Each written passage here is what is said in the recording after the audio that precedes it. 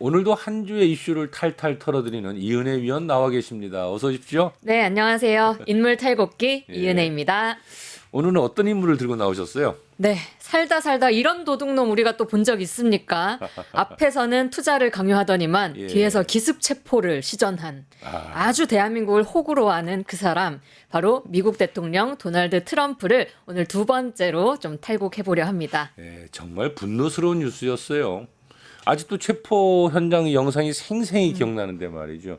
우리 국민을 쇠사슬로 묶고 수갑 채워서 아주 열악하기도 소문난 그 구금 시설에 가둬놨잖아요.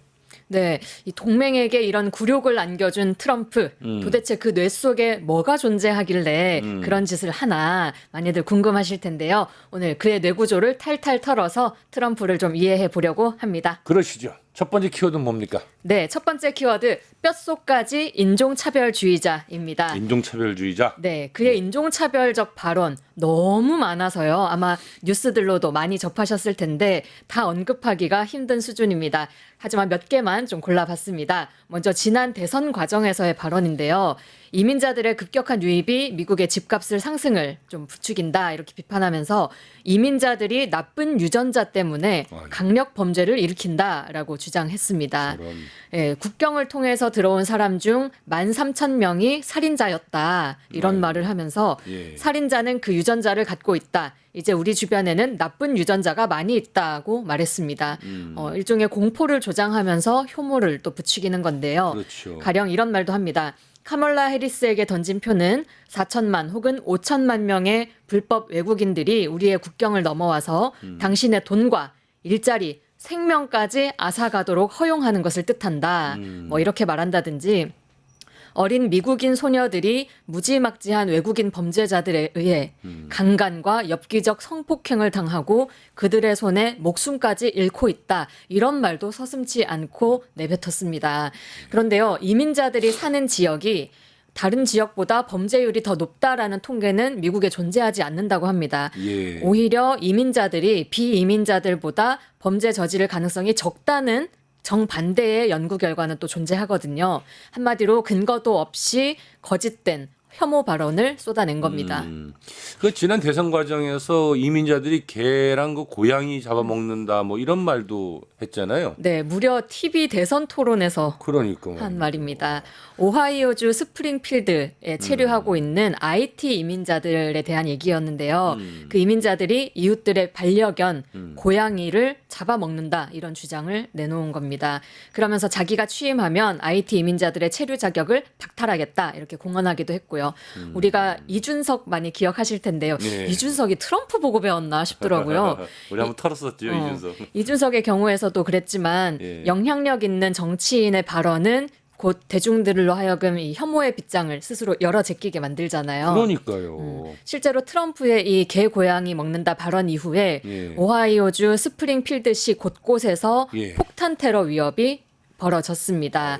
IT 출신 이민자들은 두려움에 떨어야 했고요. 예. 아이들을 가진 사람들은 TV 토론 후에 아이들을 학교에 보내지 못하는 집들이 많이 생겼다고 합니다. 실제로 또 테러 위협이 워낙 계속되다 보니 시청 청사가 문을 닫는 일까지 생겼고요. 트럼프의 이 개 고양이 발언은 트럼프와 카멀라 해리스 첫 번째 TV 토론 당시 나왔던 발언인데요. 그때 뉴욕타임즈가 이 토론회에서 트럼프가 했던 말 실시간으로 팩트 체크를 했는데 무려 그가 한 33개의 발언 중에 16개가 거짓으로 판명되기도 했습니다. 아, 그 정도면 입만 열면 거짓말 수준인데. 요즘 입 벌구라고 거의 이제 골 때리는 사람입니다, 정말. 맞습니다. 이게 다가 아닌데요. 2023년 공화당 경선 때는 뉴햄프셔 지지자 수천 명 앞에서 이런 말도 했습니다. 이민자가 우리나라, 미국의 피를 오염시킨다.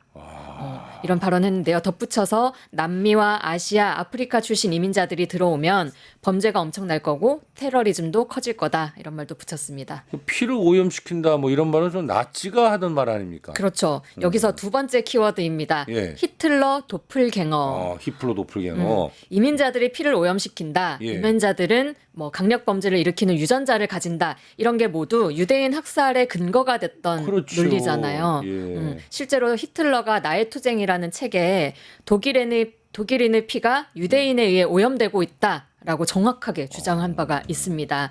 그리고 심지어 트럼프가 독일계잖아요. 그렇죠. 우리 트럼프 탈곡기 1탄 다시 한번 보시고요. 대통령 되기 전부터 나는 독일 혈통인 것이 자랑스럽다. 나는 아이비리그 교육을 받은 똑똑한 사람이고 훌륭한 유전자를 가졌다. 이런 말을 많이 했습니다.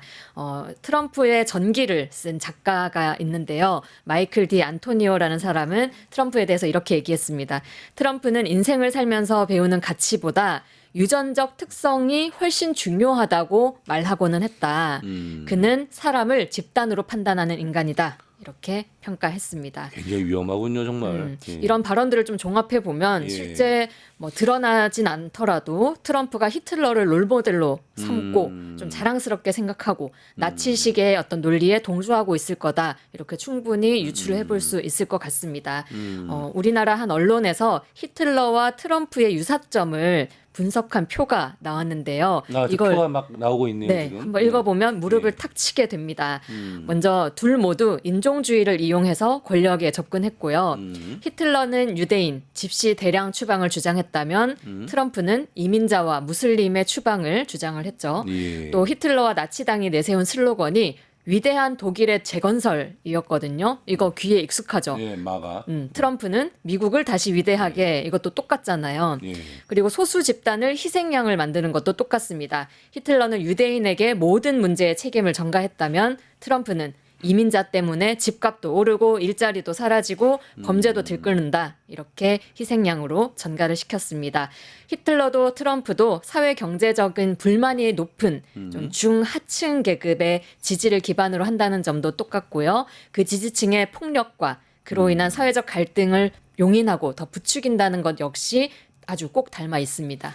이렇게 이제 조목조목 보니까 정말 히틀러 도플갱어 같습니다. 정말. 그런 인물이 우리나라가 동맹 관계라고 해서 네. 우리나라를 뭐 용인을 하겠습니까? 우리나라 사람들도 이민자면 다 똑같이 일자리를 뺏는 해충 취급을 하는 거죠. 그래서 그렇게 막 잡아가고 묻고 정말 한국에서 그 엔지니어들 말이에요. 그 굉장히 공부 많이 한 그렇죠. 기술자들 아닙니까? 그 사람들을 다 이렇게 강력 범죄자 예, 취급하고 한평생 살면서 한 번도 겪어보지 못한 일들 상상도 못했던 일이잖아요. 실제로 그 해충이라는 단어 역시 예. 트럼프가 이민자들을 지칭하는 용어거든요. 굉장히 예. 멸칭이죠. 이런 인종차별적인 거 확인을 했고요. 또 인종차별주의자 트럼프와 관련해서 재밌는 일화가 하나 있는데요. 예. 우리 아이폰의 음성 인식 기능 있잖아요. 혹시 네. 써보셨나요? 이렇게 메시지 창에 뭐 김창현의 창 하면 메시지로 김창현의 창을 자동으로 써주는 기능이 있습니다. 그런데 얼마 전에 아이폰에서 오류가 발생한 거예요. 예. 자를 뜻하는 영어 레이시스트를 발언을 하면 일시적으로 트럼프로 자동으로 이 문자가 적히는 겁니다. 누가 일부러 그렇게 탑재한 걸까요? 아니면 AI가 너무 똑똑해서 벌어진 일인가요? 이건 뭐 어떻게 된 겁니까? 뭐 알 수는 없는데 예. 아무튼 트럼프가 히틀러급 인종차별주의자라는 거는 AI도 다 아는 사실이다. 이렇게 넘어가면 될 것 같습니다. 네, 다음 키워드는 뭡니까? 네, 세 번째 트럼프 탈곡기 키워드입니다. 못 말리는 나르시스트, 나르시시스트입니다. 이 나르시시즘 다들 잘 아실 텐데요. 자신을 지나치게 사랑하고 숭배하고 예. 또 자신의 능력과 가치를 과대평가하고 타인에게는 공감하지 못하는 성격을 지칭합니다. 나르시시스트는 지배 욕구가 강하고 타인을 통제하려고 하고 적절한 선을 지키지 못하고 위선적이며 책임 회피하는 등 여러 성격의 특징을 드러낸다고 합니다. 아, 벌써부터 트럼프가 딱 떠오르는데요. 네, 정말 전형적인 나르시시스트인데요. 예. 트럼프의 이 자기의 과잉 예. 잘 보여주는 발언들도 정말 많습니다. 과거에 트위터에 이렇게 썼는데요. 오, 미안. 패배자들과 혐오자들아. 내 IQ는 가장 높은 축에 속하고 너희는 그걸 모두 알고 있지. 뭐 이렇게 그게 거의 병적인 그죠. 거예요. 이렇게 예. 쓴다든지 뭐 연설에서도 나는 역사상 가장 위대한 대통령이다. 나보다 국가 시스템을 더 잘하는 사람은 없다. 나만이 이 문제를 고칠 수 있다. 이런 말도 많이 했습니다. 한때 또 트럼프의 정신 이상설 나온 적이 있거든요. 이렇게 말하고 다니는데 정상일 리가 없다고는 다들 그러니까. 생각했겠죠. 이 정신 이상설 나왔을 때는 트럼프에 또 이렇게 남겼습니다. 트위터에. 실제로 인생을 통틀어 나의 가장 큰 두 가지 자산은 정신적 안정과 정말로 똑똑하다는 거다. 나는 매우 성공한 사업가고 텔레비전 스타를 거쳤고 첫 번째 도전에서 미국 대통령에 올랐다. 여기서 이제 나는 그냥 똑똑한 게 아니라 천재, 그것도 네. 매우 안정된 천재다라고 강조했습니다. 이게 읽기만 해도 오글오글하고 제가 다 부끄러운데요. 예. 너무 초딩 같잖아요. 너무 초딩 같네요. 정말. 요즘 초딩도 안 그럴 것 같은데 예. 실제로 미국과 영국의 심리학자들이 트럼프를 악성 나르시시즘에 빠졌고 3, 4세 수준의 아동과 같은 심리 상태를 가졌다라고 분석한 적도 있습니다. 문제는 그 서너 살짜리 아동이 너무 막강한 권력을 가졌으니까 그게 문제인 거죠. 맞아요. 그리고 이 나르시시스트의 이거 발음도 어려워. 나르시시스트의 예. 주요한 특징 중 하나가 예. 공감 능력이 없다는 겁니다. 아, 딱 봐도 그래 보이잖아요. 그렇죠. 그 사람 그런 일 많이 했죠. 공감하지 못한 일들. 예. 뭐 가령 이런 식인데요. 트럼프 일기 때 코로나19가 한창 창궐을 했습니다. 예. 그때 미국에서 10만 명이 넘게 목숨을 잃었거든요. 예. 그럼 당연히 정부의 대응 실패가 논란이 됐습니다. 그때 트럼프는 내가 일을 잘 하지 못했으면 우리는 150만 명에서 200만 명의 목숨을 잃었을 거다. 이렇게 주장을 했습니다. 아이, 10만 명이면 적게 죽은 거지. 뭘 그거 가지고 나한테 그래. 딱 이런 느낌인 거죠. 예. 그러면서 나는 아주 초기에 중국에서의 입국을 막았다. 내 덕분이다. 이런 식으로 자화자찬을 늘어놨습니다. 그리고 최근에 미국이 요즘에 관세를 확 올리면서 미국 내에 물가가 폭등했잖아요. 네. 가장 많이 문제가 됐던 게 아이들 장난감이 문제가 됐거든요. 미국 내에 유통되는 장난감의 4분의 3이 다 중국산이라는 그렇죠. 거예요. 대부분 뭐, 중국산이겠죠. 그쵸. 예. 그러다 보니까 이제 아이들이 장난감을 살 수가 없다 이런 게 뭐 네. 뉴스에 나오기도 했는데 그때 트럼프 뭐라고 했는지 기억나세요? 그때 그랬죠. 장난감 안 사면 되지 뭐. 그렇죠. 뭐 이렇게 정확하게 이렇게 했어요. 애들한테는 인형이 30개나 필요하지 않다. 아, 3개만 된다. 예. 연필도 250개나 필요하지 않다. 연필은 5개만 가지면 되지 않냐. 이렇게 말했습니다. 비싸도 상관없다는 소리네. 그쵸. 예. 뭐 비싸도 상관없다. 자기는 억만장자인데 예. 정말 이 장난감 하나 비싸서 사지를 못하는 국민들 들으라고 정말 열받으라고 하는 소린 거죠. 그러니까요. 이 정말 공감 능력이라고는 제로입니다. 이 염장을 지르는군요. 또 고등학교 총기 난사 사건 희생자 유가족 그리고 생존자들을 만난 적이 있거든요. 그때 이 유가족들과 이 생존자들이 정말 절절하게 총기 규제 해달라고 총기가 너무 범람하니까 이런 일이 생긴 거잖아요. 총기 규제를 강력하게 요청했는데 여기에다 대고는 만약 총기에 능숙한 교사가 있었다면 매우 신속하게 범인을 제압할 수 있었을 거다라면서 교사들의 총기 무장을 내가 강력히 추진하겠다. 그러니까 유가족들이 말한 거랑은 정반대로 오히려 총기를 더 권장하는 것을 이야기를 한 거죠. 근데 그렇게 보면은 그 젤린스키 우크라이나 대통령을 백악관에 불러다 놓고 막 면전에서 그냥 막 의학 주고 면박 주고 막 그러지 않았습니까? 또 우리한테는 대미 투자하라고 그렇게 압박해 놓고는 또 노동자들 잡아가고 이런 게 다 어쩌면 공감 능력이 없어서 벌어지는 일이라고 할 수 있겠네요. 그렇죠. 그리고 또 나르시시스트의 또 다른 특징 예. 하나가 자기 망상증 성향이 있다고 합니다. 망상. 내가 믿는 것과 배치되는 모든 정보는 다 거짓으로 판명을 하는 거예요. 즉 자신을 비판하는 뉴스가 가짜 뉴스가 되는 거고 자신을 비판하는 사람은 무조건 적이 되는 겁니다. 여기서 또 재밌는 게 있는데요. 트럼프가 일기 대통령 마치고 퇴임할 때쯤에 뉴욕타임즈가 그동안 트럼프가 트위터로 했던 욕을 다 추려가지고 리스트를 만들어가지고 보도를 했습니다. 이른바 트럼프 욕 리스트인데요. 네. 트럼프한테 욕을 먹은 인물이나 언론 매체, 기업, 단체, 사건들을 쭉 정리를 한 겁니다. 예. 그래서 그 지면 한 바닥 가득 촘촘하게 리스트를 만들었어요. 완전히 욕 리스트가 나왔네요. 누가 그래서 욕을 제일 많이 먹었어요? 제일 많이 먹은 거는 힐러리 클린턴이었습니다. 그리고 조 바이든도 욕을 많이 먹었습니다. 그리고 자신에게 비판적인 언론에서는 워싱턴 포스트랑 뉴욕 타임즈에 대해서도 굉장히 욕이 길었어요. 표현력도 진짜 대단한데요. 뭐 바이든에 대해서는 이렇게 말했습니다. IQ 낮은 사람, 가짜 대통령, 미시간을 중국에 팔아넘긴 부패 정치인, 47년간 당신을 배신한 것 외에는 아무것도 한 게 없는 인간, 아이고. 안개 낀 멘탈 상태에서 헤매는 사람 욕도 잘하네. 이렇게 표현했고요. 뉴욕타임즈 보고는 가짜 뉴스, 망해가는 뉴스, 진정한 민중의 적 그리고 또 길게 욕도 했는데요. 남을 품위 없게 만들고 폄하할 수 있다는 것을 확실히 보여주기 위해 매 문장을 뿜어내며 야근하는 곳 이렇게 욕을 했습니다. 우리가 이 전라도식 욕은 욕도 아니다 이런 생각이 듭니다. 정말 비판자와는 공존할 수 없는 인물이군요. 네, 문제는 이런 나르시시즘이 개인적 차원이 아니라 집단적인 단위로도 나타난다는 건데요. 예. 연구자들이 말하는 집단적 나르시시즘 특징은 또 이렇습니다. 자신이 속한 그룹에 대해 과장된 긍정적인 인식을 가지면서 우리 집단은 다른 집단에 비해 위대하다 이런 생각을 한다고 하고요.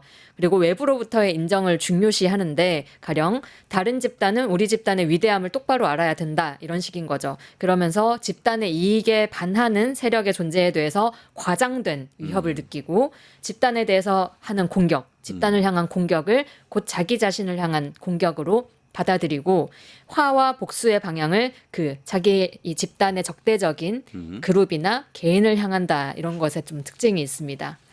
찬찬히 한번 들어보니까 그러니까 이민자들에 대한 공포감 또 혐오감을 중심으로 이제 미국을 다시 위대하게 이게 마가 그룹이잖아요. 그 마가 그룹 세력들이 하는 짓하고 똑같네요, 아주. 그렇죠. 저도 그렇게 좀 느껴지더라고요. 예. 원래 누구에게나 자기애적 이 욕구는 있는 법이잖아요.